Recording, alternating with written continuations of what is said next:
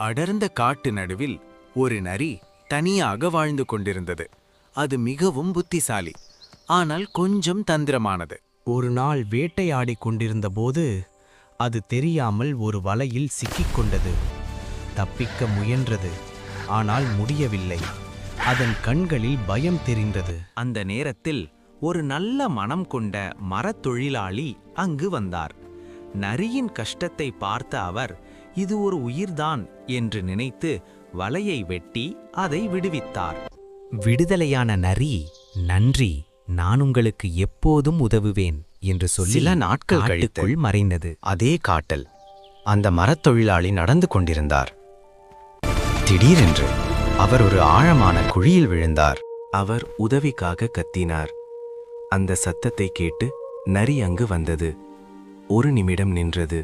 பின்னர், காட்டில் ஒவ்வொருவரும் தங்களுக்காகத்தான் என்று சொல்லி திரும்பி போய்விட்டது. நாம் செய்த நன்மையை மறந்துவிடக்கூடாது.